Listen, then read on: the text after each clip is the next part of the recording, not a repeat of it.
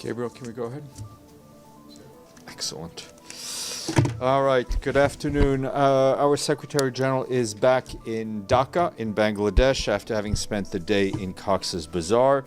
And you know, this is part of his Ramadan solidarity visit with Rohingya refugees and their Bangladeshi host communities. The Secretary General has had the chance to meet with refugees. Many of them were young men and women who told him about their experiences and their concern. He spoke to children who were grateful to be able to go to school in the camps, but also said how much they miss their homes in Myanmar. And he met other young people who still have hope to return to their homeland, but who are also worried about the impending funding cuts, which would dramatically reduce their monthly food rations from $12.50 to $6 per month. And I'll have more on those announcements from the World Food Program shortly. The Secretary General also visited a youth center where he had a chance to hear from women who are trying to build a livelihood inside the camp.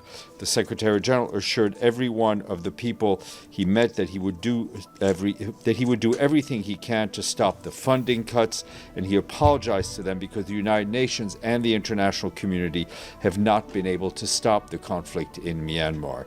He later had a press encounter in which he said he'd heard two clear messages.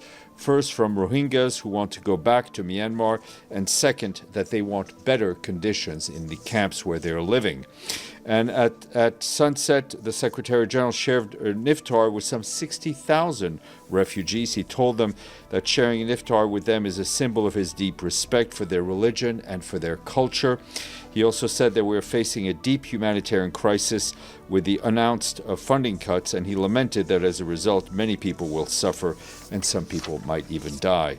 My voice, he said, will not end until the international community understands that they have the obligation to invest now in the Rohingya refugees. Chief advisor for Bangladesh, Mohammed Yunus, was also present at the iftar, and they had met separately. They had a bilateral early in the day, and he was with the Secretary General during part of the trip.